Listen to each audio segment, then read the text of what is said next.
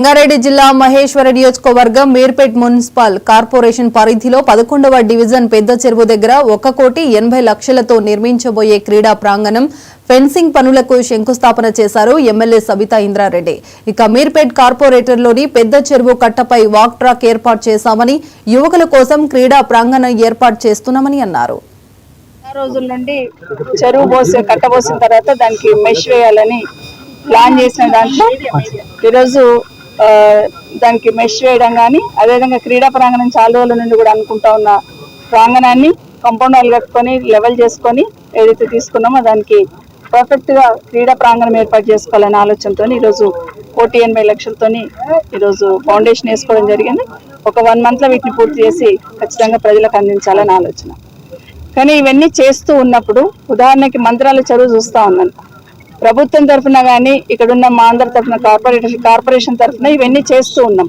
కానీ మెయింటెనెన్స్ లో స్థానికంగా ఉన్న వాళ్ళు కూడా కొంచెం దయచేసి చుట్టుపక్కల ఉన్న కాలనీ వాళ్ళు కూడా ఒక కన్నేసి ఉంచాలని రిక్వెస్ట్ చేస్తున్నాను. మంత్రాల చెరువు చేస్తున్నాం, గ్రిల్లను ఎత్తుకుపోయి అమ్ముకుంటున్నాం, అవి లేకుండా చూసుకోవాలని ఒకటి. తర్వాత మెయింటెనెన్స్ కూడా ఇమీడియట్ గా సంధి చెరువు దగ్గర ఎట్లా పెట్టినామో ఈ 2 చెరువులకు కూడా మెయింటెనెన్స్ కూడా పెడతాం. అంటే ఇవన్నీ మంచి చేసి ఇవ్వాలనే ఆలోచనతో, ఇక్కడున్న కాలనీ వాసులకు ఇబ్బంది లేకుండా ఉండాలనే ఆలోచనతో చెరువులన్నీ కూడా చేయడం జరుగుతుంది. 1 year నుండి ట్రై చేస్తా ఉన్నాం. చెరువులలో వచ్చిన గుర్రపు డెక్క గతంలో కేసీఆర్ గారు ఉన్నప్పుడు డెవలప్మెంట్, లేక్ డెవలప్మెంట్సే కాకుండా వాటిలో ఉన్న చిన్న చిన్నవి కూడా గుర్రపు డెక్క లాంటి విషయాలు కూడా అప్పుడున్న ప్రభుత్వం కానీ అప్పుడున్న మంత్రి గారు కానీ అటెన్షన్ ఇచ్చేవాళ్ళు. ఎందుకంటే ఆ గుర్రపు డెక్క ఒక్కసారి వస్తూ ఉంటే దోమలన్నీ వస్తూ ఉంటాయి అనే ఉద్దేశంతో గుర్రపు డెక్కను తీయాలని గతంలో కూడా చాలా గట్టిగా పనిచేసి ప్రతి చెరువులో కూడా గుర్రపు డెక్క లేకుండా చూస్తున్నాం. కానీ ఈ ప్రభుత్వం వచ్చిన తర్వాత ఇప్పటికి నేనే యాజ్ ఎమ్మెల్యేగా 2 సార్లు లెటర్ రాసిన, అక్కడ నుండి స్పందన అనేది లేదు. ఇక్కడ ఉన్న కమిషనర్ గారిని, మేయర్ గారిని, ఈ బాడీని అందరూ కూడా రిక్వెస్ట్ చేస్తున్నా, పైనుండి ప్రభుత్వం నుండి స్పందన లేనప్పుడు కార్పొరేషన్ నుండి మీరన్నా ఇన్వాల్వ్ అయ్యి ఇవన్నీ చేయించాలని ప్రయత్నం చేస్తున్నాం. ఎందుకంటే ఈరోజు అంతా బాగా చేసుకున్నాం.